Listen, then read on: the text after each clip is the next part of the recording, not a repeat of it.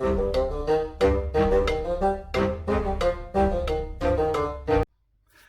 and welcome back to the Critically Clueless. I'm the Monk, and today we are doing a video on the 5 greatest strategy games of all time. This is only my opinion, but they are my greatest strategy games of all time. Games that I will revisit time and time again, and every single one of them is a game I would recommend to you. Now, this is the first time my face has actually appeared on the channel, so a big hello and thank you to all of my subscribers and followers. I appreciate you guys so much. If you are interested in this type of video, don't forget to hit that like and subscribe button. That way you don't miss out on more videos just like this. Now, in 2022, I feel that there's never been a better time to revisit old games or finally get through your to-do list when it comes to games that you really want to play, just because of the game drought that we're currently in. Hence why I'm doing these videos. Hopefully, give you guys something and an idea of what to play next. But enough of all this, let's get stuck into the video. Now, in at number 5 is none other than Dynasty Warriors Empires 9. Now, this was my first dip into the Dynasty Warriors franchise, the very first one I ever played. I understand that most of the Dynasty Warriors isn't a huge strategy game, but Empires plays where you take on the role of a officer, of a leader, and you can basically conquer the whole of China. It's a great game. It has some really awesome mechanics in it, and it's kind of one of those 1 versus 1,000 kind of strategy games where you jump in and can literally take on 1,000 warriors all by yourself. Now, in that sense, you're like, well, where's the strategy in this? But it comes down to, especially on the harder difficulties, is setting up the right strategy for taking out all of the territories and all of the castles that you're gonna have to do.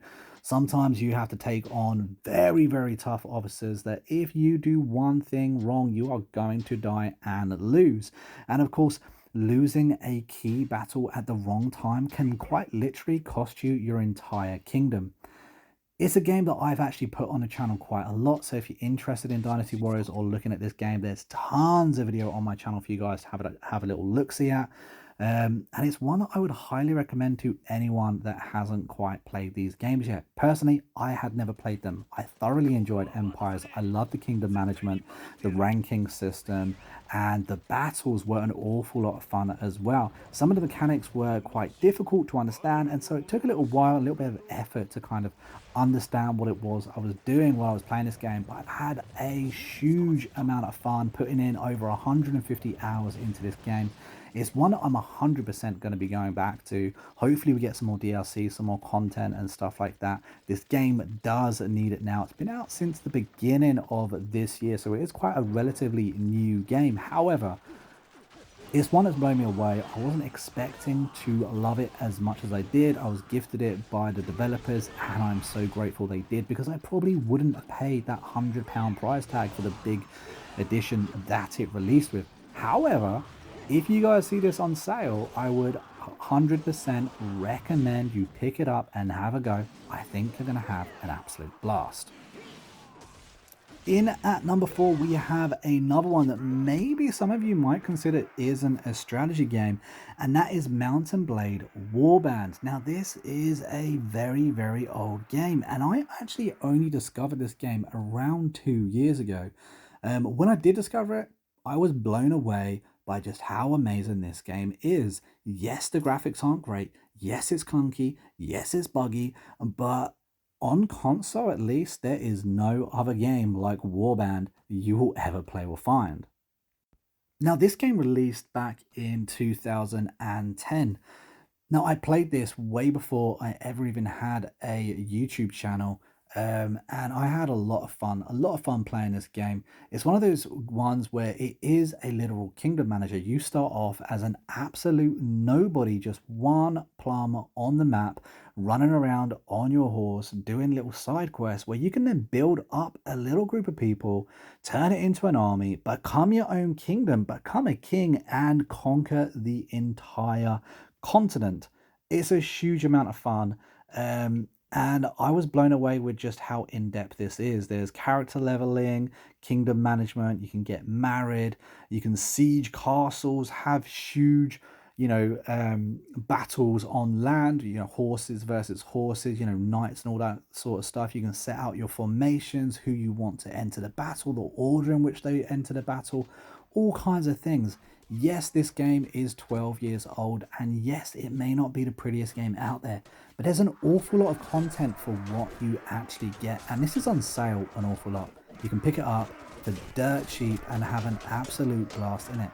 I've got this actually on my channel. I've done maybe, I think possibly 10 videos for this game. I didn't think it would do particularly well. The videos really exceeded expectations, and I'm kind of gutted that I didn't put more of these on the channel. If you're interested in seeing more videos on Warband on the channel, let me know down in the comments, because it's one that I would love to dive back into. Now, the top 3 were so hard to pick. In at number 3, obviously, we have Crusader Kings 3. Recently, this is one of my favorite games to play this year. I put in so much time, had an absolute blast, and pumped out like 35 videos for this game on the channel.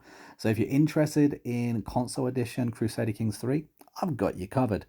This game is huge, absolutely huge. You take on the role of anyone in a land with the kind of, idea of building up your own dynasty. Some people say this game is a game without a story, but those people are so wrong. The story in this game is what you make of it. Absolute anything could happen in this game, and it really is down to you and just your roll of the dice, because no 2 playthroughs will ever be the same.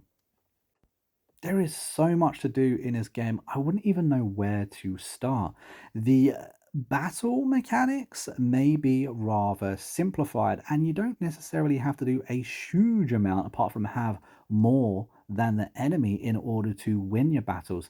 But that really isn't where the strategy comes into play with this game. This game is won in, say, the Game of Thrones way. This game is won by, making friends, making alliances, stabbing people in the back at the right time, having the right people around you, and just building your family up, acquiring land, acquiring titles and armies and that kind of thing. It is a massive game. It's a lot of fun. There is a huge learning curve, and the devs done a very good job of trying their very hardest to give you a huge tutorial to help you learn how to play this game. And it still falls short despite the amount of time that you play in the tutorial mode, because there is just so many different mechanics involved in this game. I love huge games, I love in-depth games, and this definitely has all of that to offer to you. If you guys haven't played this game, I would highly recommend picking it up. Pick it up full price, pick it up on sale. It really doesn't matter. It's absolutely worth playing. Honestly, I really struggled to pick my top 2. I loved Crusader Kings. I love Civilization. I have played a lot of Civilization games. This one is by far my most favorite. Again, so in depth, so much to do, so many different mechanics, and the playthroughs take a long bloody time to complete, much like Crusader Kings 3. However, I've spent more time in Civilization. This, of course, is Civilization 6, the very game that if Gandhi gets the ability to launch a nuke, you better believe he's going to decimate the entire world. I also love the amount of true-to-life history that goes in this game, much like Crusader King 3. You've got real-life heroes that you take on the role of. You get to emulate the empires that they had, and I think it's done in a beautiful way. Also, I failed to mention that this game has Sean Bean. It's in the palm of your hand, and networks for instantaneous communication span the globe. Yet a unified vision of our future has never been built. That's right, guys, the devs forked out some money to get Sean Bean to narrate this entire game.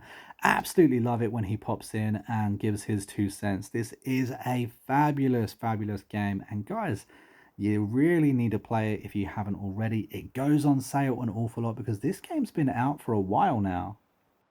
And in those 6 years that this game's been released, there's been a ton of DLC that's also been released for it, giving you a lot more historical leaders and giving you more options and ways to play the game.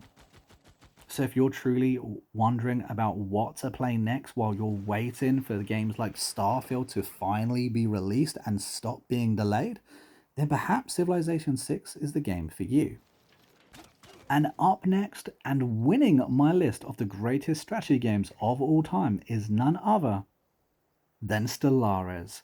I absolutely love Stellaris, and honestly, the last three games on the list were a huge toss up. I didn't know in what order to play them, they're all as good as each other. However, Stellaris is a game that I have put an embarrassing amount of time in. We're talking like 1,000 hours plus in Stellaris. I was super into this before I had a YouTube channel. I spent a lot of time preparing, my empire, my civilization before even loading up the game. And this game, guys, is absolutely massive. We are talking about the ability to have 500 stars. 500 stars, each of them with multiple planets. Each of those planets can be colonized by you and your alliance. This is also a game that has DLC and DLC and DLC after DLC.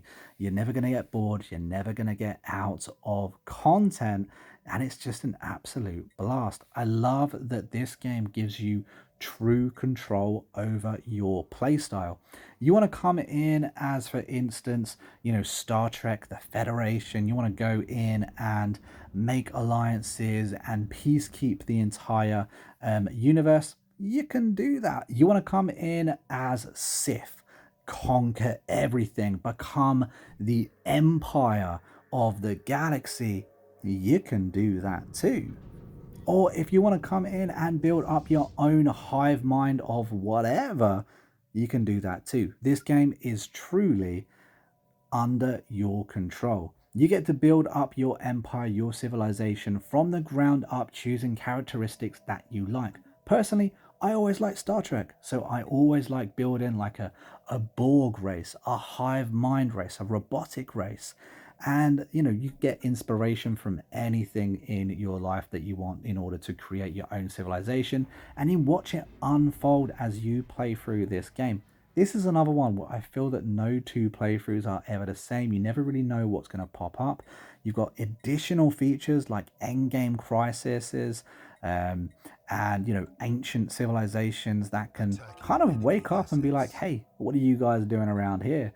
It really is massive. There's a lot of content here, and it's just an absolute blast to play. This is also another game that goes on sale an awful lot. The base version of this game is very easy and cheap to pick up. All of the other DLCs are definitely going to cost you a bit. However, that's the slight problem. This game is massive and it does come with a lot of DLCs. If you want to pick all of them up, it is going to cost you an absolute bomb.